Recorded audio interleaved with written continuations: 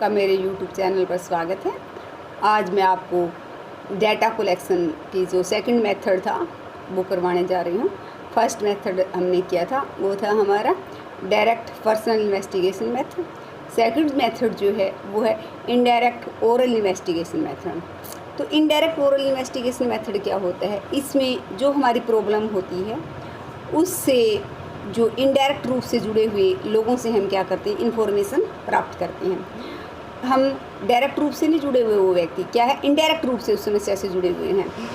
तो वहाँ जिस प्रकार से फॉर एग्जांपल्स हम लेते हैं, हमें चीनी मिल्स के मज़दूरों की जो इकोनॉमिक कंडीशन है उसके बारे में पता करना है, तो हम डायरेक्ट उन मज़दूरों से मिलने की बजाय क्या करते हैं, मज़दूर यूनियंस का जो लीडर होता है उससे मिल कर के इन्फॉर्मेशन प्राप्त कर लेते हैं।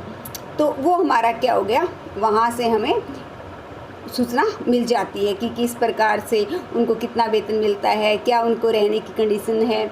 हम यदि उनके सोशल स्टैंडर्ड के बारे में जानना चाहते हैं भी कितनी टाइम्स तक उनको पानी मिलता है, हाउसिंग कंडीशन कैसी है वगैरह, ये सारी बातें जब उससे पता कर लेते हैं तो वो उन्हीं लोगों के बीच में से है और उस समस्या से क्या है, वो इनडायरेक्ट रूप से जुड़ा हुआ है।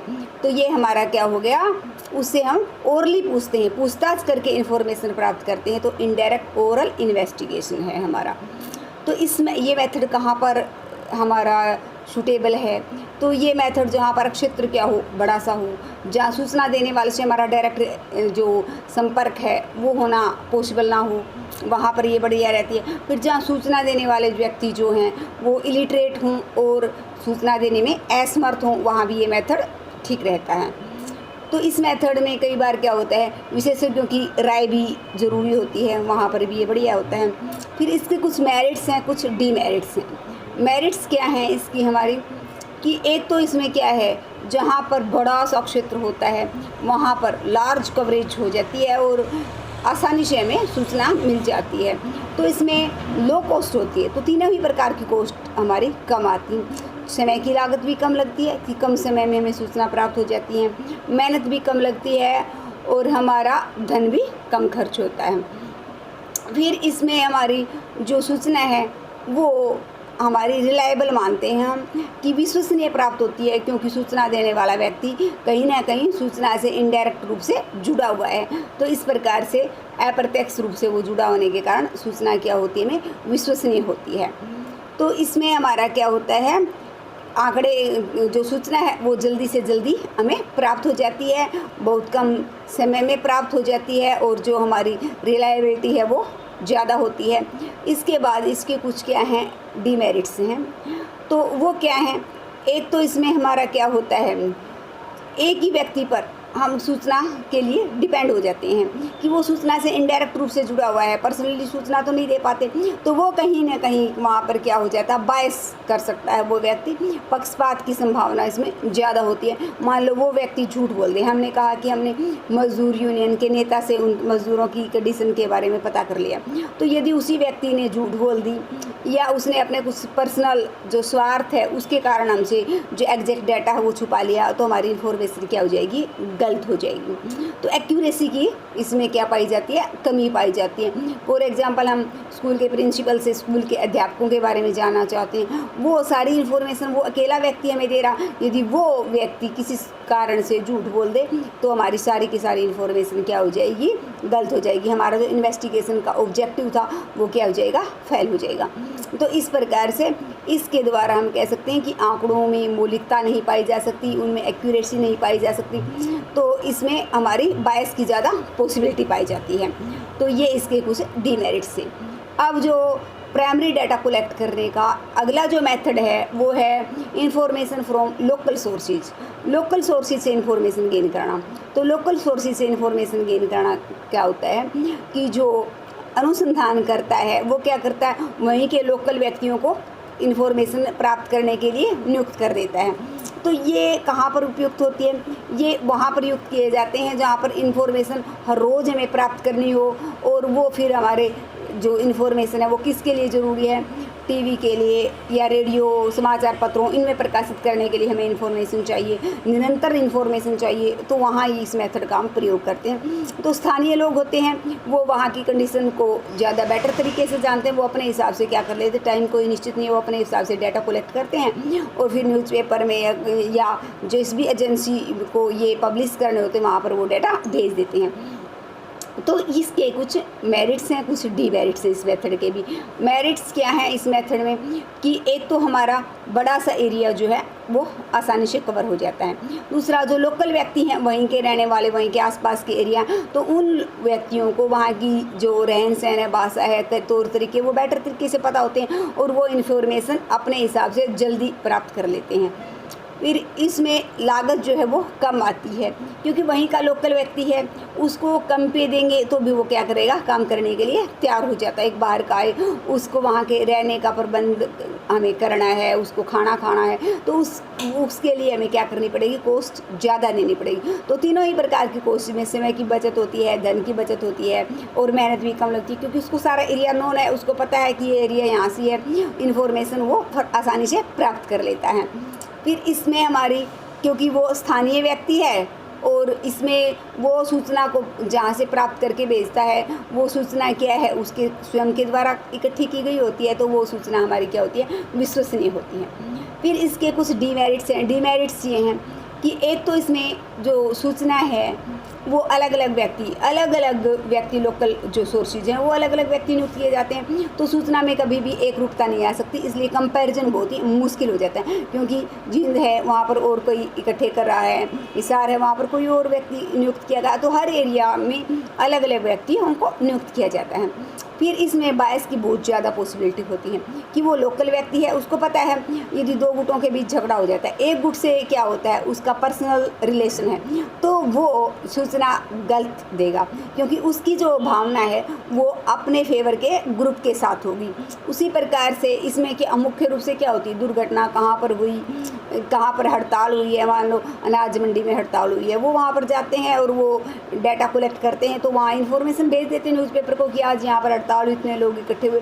तो कई बार क्या होता है, वो लोकल व्यक्ति होने के कारण इन्फॉर्मेशन गलत भी दे सकता है। कहाँ पर दहेज के कारण कोई हत्या हुई है या सुसाइड केस है, इस प्रकार के यदि उसकी खुद की इन्वॉल्वमेंट किसी ग्रुप के साथ है, तो वहाँ पर पॉसिबिलिटी ज़्यादा ये रहती है कि वो इन्फॉर्मेशन क्या होगी, मोस्टली बायसपूर्ण होगी, वो भेदभाव का तरीका अपनाएगा ही अपनाएगा। फिर वो लोकल व्यक्ति है, जिस प्रकार से गेहूं के उत्पादन के संबंध में किसी गांव से यहाँ पर डाटा कलेक्ट करने हैं, तो वो लोकल व्यक्ति है, वो ये सोचेगा आज नहीं, कल नहीं, परसों मैं अपने हिसाब से इकट्ठा करूँगा, क्योंकि फिर उसका टाइम भी फिक्स नहीं है कि आपको 12 से इतने घंटे तक काम करना। उसको पता है कि इस समय व्यक्ति नहीं मिलेंगे, शाम को व्यक्ति मिलते हैं, लेकिन वो हर रोज़ काम को टालता रहता है, तो सूचना इकट्ठा करने में अक्सर क्या होता है, डिले हो जाता है, लेट हमें सूचना इकट्ठी होती है। तो इसमें हम यही कह सकते हैं कि सूचना भी हमारी देर से इकट्ठी होती है, एक्यूरेसी भी कोई हम यूँ नहीं कह सकते ज़्यादा है। मान लो हमें ज़्यादा एक्यूरेट डाटा चाहिए, तो हम इस मेथड पर डिपेंड नहीं रह सकते। फिर अगला जो मेथड है हमें प्राइमरी डाटा कलेक्ट करने का, वो है इन्फॉर्मेशन थ्रू क्वेश्चनियर और शेड्यूल्स। तो क्वेश्चनियर्स और शेड्यूल क्या होते हैं? क्वेश्चनियर क्या होता है, एक जैसे से क्वेश्चन का एक सेट होता है, वो तैयार कर लिया जाता है, फिर उससे हम क्या करते हैं, इन्फॉर्मेशन प्राप्त करते हैं। अब उससे इन्फॉर्मेशन प्राप्त करने के दो तरीके हैं। एक तो बाय मेलिंग है कि उस क्वेश्चनियर को हम क्या करते हैं, मेल के द्वारा, डाक के द्वारा लोगों को घर भिजवा दें, और वो लोग क्या करेंगे, उस क्वेश्चनियर को भर करके वापस भेज दें। जब वो लोग स्वयं क्वेश्चनियर को भर कर वापस भेजते तो उसको हम क्या कहेंगे, क्वेश्चनियर मेथड कहते हैं। तो उसमें एक साथ में एक हम कहते हैं सूचना या एक इन्फॉर्मेशन हम साथ में एक लिफाफा और डाल देते हैं, तो उसमें सूचना देने वाले को ये विश्वास दिलाया जाता है कि आपकी जो सूचना है वो गुप्त रखी जाएगी। सूचना कलेक्ट करने का हमारा ऑब्जेक्टिव क्या है सरकार का, तो ये सारी बातें क्लियर की जाती है और उनसे रिक्वेस्ट की जाती है कि कृपया आप ये इन्फॉर्मेशन भर के उस क्वेश्चनर को क्या करें, वापस लौटा दें।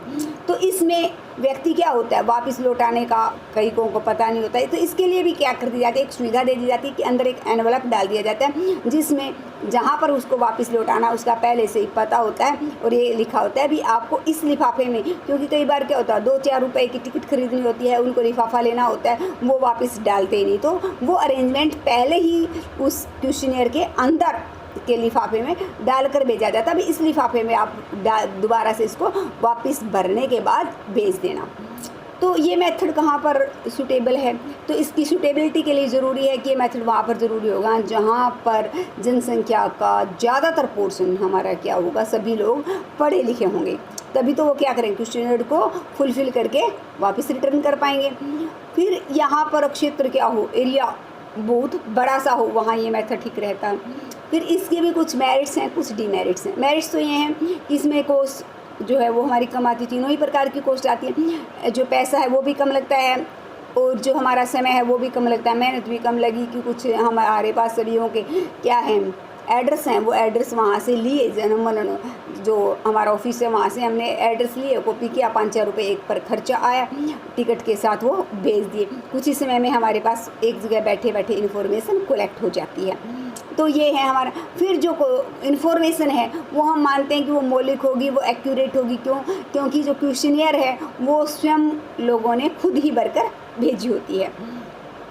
तो इसमें ये इसके कुछ क्या थे मेरिट्स हैं कि एक रूपता भी पाई जाती है कि लोग स्वयं भेजते हैं, तो वो डाटा कलेक्ट करने का मेथड तो सेम है, तो वो एक ग्रुप होते हैं जो डाटा है उनके हम आपस में कंपैरिजन कर सकते हैं। फिर इसको कुछ डीमेरिट्स भी हैं कि क्या कमियां होती हैं इस मेथड में। सबसे बड़ी कमियां तो ये होती है कि लोग इसके प्रति इंडिफरेंस तो नहीं कह सकते, हम यूँ कह सकते उदासीन होते हैं इस मेथड के प्रति, क्योंकि लोग अलर्ट नहीं होते, उनको ये है कि आज नहीं कल भर दूंगा, कल नहीं परसों भर दूंगा, तो इस प्रकार से जो इन्फॉर्मेशन हमें मिलती वो डिले कर देते हैं कि रोज़ देरी करते जाते हैं। फिर लोग उदासीन होते हैं, वो भरना ही नहीं चाहते कि क्वेश्चन आ गया वो जैसा पड़ा है वैसा ही पड़ा है। उनमें से ज़्यादातर लोग तो उसको रिटर्न ही नहीं करते कि आ गया देख लिया भर भी दिया तो भी उसको रिटर्न नहीं कर पाते।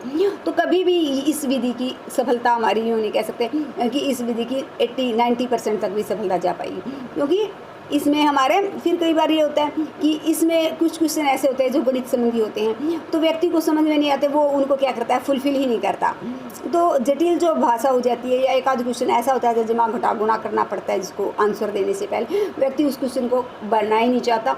और उसमें से क्या होता है, मान लो हमने एक क्वेश्चनियर में 10 क्वेश्चन सेट करके भेजे हैं, तो उसमें से वो क्या करते हैं 5-4 के आंसर देते हैं, 5-4 को क्या कर देते हैं खाली छोड़ देते हैं। तो ये हमें क्या है फुल इन्फॉर्मेशन जो हम कहते हैं कि जितनी इन्फॉर्मेशन हमें चाहिए थी वो इन्फॉर्मेशन इस मेथड से हमें कभी भी नहीं मिल पाती।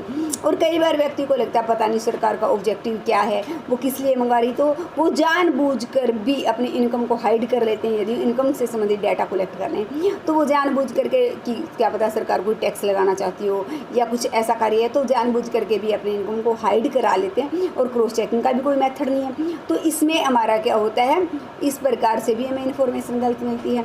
तो इसमें हमारी फिर इलास्टिसिटी भी नहीं पाई जाती। अब क्वेश्चनियर मेथड में क्या है, जितने क्वेश्चन सेट किए हमने 10 डाले तो 10 के 10 भेज चुके हैं। अब बाद में हमें जब क्वेश्चन वापस आया तो पता चला कि 3-4 क्वेश्चन ऐसे जिसका एक भी व्यक्ति ने जवाब नहीं दिया, तो परंतु हमारे पास उस समय कोई मेथड ही नहीं था कि हम उन क्वेश्चनों को काट सकते या उनकी जगह कुछ और ऐड कर सकते। तो इस प्रकार इसमें कोई भी क्वेश्चनियर में इलास्टिसिटी नहीं पाई जाती। फिर नेक्स्ट है कि हमारा जो इस क्वेश्चनियर का जो ईमेलिंग, अब तो हमने क्या किया मेलिंग मेथड किया कि मेल के द्वारा हम इस क्वेश्चनियर को भेज देते हैं। अब दूसरा हमारा इन्यूमरेटेड मेथड है। इन्यूमरेटर्स मेथड में हमारा क्या होता है, जो हमारा अनुसंधान करता है इन्वेस्टिगेटर्स है। मान लो इन्वेस्टिगेटर हमारी सरकार है, वो क्या कराना चाहती है जनगणना करवाना चाहती है, तो वो स्वयं थोड़ी करती है, उसके लिए वो क्या करते हैं इन्यूमरेटर्स नियुक्त कर देती है। वो इन्यूमरेटर्स क्या करते हैं इन क्वेश्चनियर को लेकर घर घर जाते हैं और उनसे पूछ के क्वेश्चनियर को स्वयं भरते हैं। जब वो क्वेश्चनियर को स्वयं भरते हैं तो उसको हम क्या कहते हैं शेड्यूल कहते हैं। तो उन शेड्यूल्स को के हिसाब से हमारी क्या होती है जनगणना की जाती है। तो इस मेथड में क्या होते हैं जो इन्यूमरेटर्स होते हैं वो सारी की सारी इन्फॉर्मेशन कलेक्ट करके लाते हैं। तो उनको पहले इसके लिए क्या इस कार्य के लिए पहले से ही उनको प्रशिक्षण दिया जाता है, भी कैसे आपको भरनी है, सारे दिशा निर्देश उनके लिए क्लियर किए जाते हैं। क्वेश्चनियर में जितने भी क्वेश्चन होते हैं वो समझाए जाते हैं कि इनको कैसे भरना है, क्या क्या इन्फॉर्मेशन आपको प्राप्त करनी है। तो ये मेथड्स हमारा कहाँ पर सूटेबल है? ये मेथड वहाँ पर सूटेबल है जहाँ पर एरिया क्या हो, स्मॉल हो, वहाँ पर बेटर रहता है। फिर यहाँ वहाँ पर बेटर होता है जहाँ पर जो हमारे इन्यूमरेटर होते हैं उनको वहाँ के लोगों की भाषा की, उनके रीति रिवाज की, उनके रहन सहन की जानकारी होनी चाहिए, तब ये बेटर रहता है। तो इसमें हमारा क्या है, बहुत ज़्यादा मात्रा में जो हमारे इन्यूमरेटर्स हैं उनकी ज़रूरत पड़ती है, क्योंकि जनसंख्या है मान लो वो इकट्ठी कर रही है तो बहुत सारे व्यक्ति कलेक्ट कर पाएंगे। तो इसमें इन्वेस्टिगेटर बहुत सारे जो इन्यूमरेटर्स हैं उनको नियुक्त कर देता है। फिर इसके मेरिट्स हैं, डीमेरिट्स भी हैं। इसके हमारे मेरिट्स क्या हैं कि जो इन्यूमरेटर्स है जो कि क्वेश्चनियर को लेकर जाता है वो क्या होता है, गया हुआ है तो वो साथ में क्या कर लेता है, उसमें क्वेश्चनियर में चाहे तो अपनी मर्ज़ी से लगता है कि एक क्वेश्चन का जवाब कोई भी नहीं देना चाह रहा, उस क्वेश्चन को सुनकर सभी भड़क रहे हैं, वो उस क्वेश्चन को काट भी सकता है। तो इससे इसमें क्या होती है, लोचीलता पाई जाती है इस विधि में। और किसी को लगता है कि ये क्वेश्चन ज़रूर पूछना चाहिए तो वो उस क्वेश्चन को क्या कर सकता है, साथ में ऐड भी कर सकता है। फिर उसमें सबसे ये है कि हमें जो सूचना है वो पूर्ण मिल पाती है कि वो गया हुआ है। अब किसी को कोई भाषा जटिल लगती है, वो क्वेश्चन नहीं दे पाता, लेकिन जब वो साथ में गया वो उनको समझ आके सारे क्वेश्चनों के जवाब उनसे पूछ के पढ़ता है, आसान लैंग्वेज में उनको समझाएगा तो वो आसानी से उनके क्या दे देंगे, जवाब दे देंगे, और वो पूर्ण फुलफिल करके लाता है। तो इसमें हमारी एक्यूरेसी पाई जाती है, मौलिकता पाई जाती है कि जो क्वेश्चन थे जिन लोगों के थे उन्हीं से पूछ करके इन्फॉर्मेशन कलेक्ट की गई है, तो हम मानते हैं कि वो इन्फॉर्मेशन हमारी ज़्यादा मौलिक होती है, ज़्यादा एक्यूरेट होती है। अब इस मेथड्स की कुछ डिमेरिट्स हैं। डिमेरिट्स ये हैं, सबसे मेन तो ये जब एरिया बड़ा सा होता है तो ये इस मेथड का आपको अप्लाई करना ही बहुत ही मुश्किल होता है। फिर इसमें हमारे जो तीनों प्रकार की कॉस्ट हैं वो बहुत ही ज़्यादा आती हैं। कितने लोगों को पहले प्रशिक्षण दिया जाता है, फिर उनको नियुक्त किया जाता है तो उनको पे किया जाता है इस कार्य के लिए, तो धन भी ज़्यादा लगता है। फिर इतनी बड़ी इन्फॉर्मेशन प्राप्त करनी होती है, इतने व्यक्ति हैं, उन मेहनत भी ज़्यादा लगती है और समय भी ज़्यादा लगता है। तीनों प्रकार की कोशिश में ज़्यादा आती है। फिर इसमें क्या होता है, हमारा जो पर्सनल व्यक्तिगत हमारी पक्षपात है इसकी संभावना भी होती है। मान लो व्यक्ति की नियुक्ति तो की गई कि हर घर घर जाकर वो क्या करेगा, इन्फॉर्मेशन कलेक्ट करेगा, लेकिन एक व्यक्ति क्या है, जान पहचान वाले के घर गया और वहाँ जा कर के उसी से पूछ करके 5-10 घरों की इकट्ठा एक घर में बैठ कर इन्फॉर्मेशन प्राप्त कर लेते हैं, तो वहाँ जो इन्फॉर्मेशन है उसके गलत होने की संभावना हो सकती है। क्योंकि डेट ऑफ बर्थ है कि वो बच्चा कितने साल का, वो लगभग के अंदाज में बताएंगे 5 साल का होगा, 7 साल का। हम इस प्रकार से यदि लिख देते हैं तो इन्फॉर्मेशन क्या हो जाती है, गलत हो जाती है। तो इसमें हमारा जो इन्फॉर्मेशन है उसके गलत होने के चांसेस भी रहते हैं। तो इसमें हमारा बहुत ही लंबी प्रोसीजर होती है। फिर ऐसे जो इन्यूमरेटर्स हैं वो मिलने बहुत मुश्किल होते हैं, क्योंकि हमें बहुत ज़्यादा संख्या में चाहिए ऐसे इन्यूमरेटर जिनको वहाँ के लोगों की भाषा, वहाँ का रहन सहन ये समझ में आए, वो मिलना हमें बहुत ही मुश्किल कार्य है। तो उसके अभाव में क्या होगा, वो इन्फॉर्मेशन पूछेंगे, इन्फॉर्मेशन देने वाला उनको राइट आंसर नहीं दे पाएगा। कुछ तो उनसे की भाषा से को ये समझ के पता नहीं क्या पूछ रहे हैं, किस उद्देश्य से, उनको जब तक उनकी भाषा में विश्वास नहीं दिलाया जाता कि हम ये किस लिए पूछ रहे हैं, तब तक वो हमारी ताई हमें जवाब देने वाली नहीं है। तो उनको तो उन्हीं की लैंग्वेज में हम क्या कर सकते हैं, समझा सकते हैं, तब वो जाकर कहीं हमें वो इन्फॉर्मेशन देंगे। फिर एक क्वेश्चनियर है, वो बेस्ट क्वेश्चनियर या हम कह सकते हैं एक अच्छे जो पर्सनावली में है वो क्या गुण होनी चाहिए। तो सबसे पहले ही अच्छी क्वेश्चनियर तो वो ही होगी जिसमें क्वेश्चन की संख्या क्या होगी, कम से कम होगी। हम देखते ही क्या हो जाते हैं, खुश हो जाते हैं। जिसमें थोड़े से क्वेश्चन लगते हैं, 2 या 3 क्वेश्चन हो, देखते ही हो जाता हाँ अब मैं इसको कर लूँगा। हालांकि वो चाहे मुश्किल ही क्यों ना, लेकिन 20-25 क्वेश्चन दिख गए, पहले ही माथा ठनक जाता है कि इनको कैसे करूँ। तो उनको हम करना पसंद नहीं करते और कॉपी बंद करके रख देते हैं। फिर क्वेश्चन जो हमारा जो ऑब्जेक्टिव होता है उससे रिलेटेड होने चाहिए।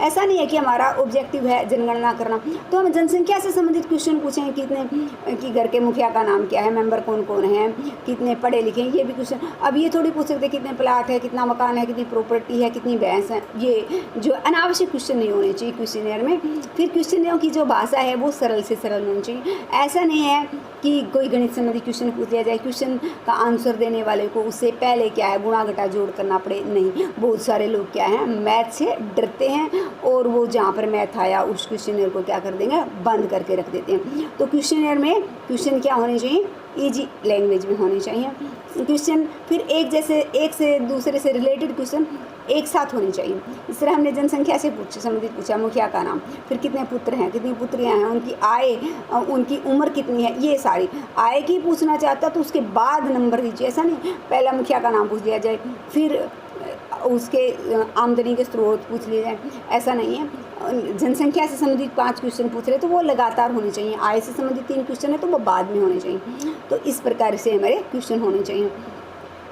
फिर क्वेश्चन का जो तरीका है वो इस प्रकार से होना चाहिए कि कोई विवाद वाला क्वेश्चन नहीं होना चाहिए कि जिसको सुन के अगले के मान सम्मान को ठेस पहुँचे।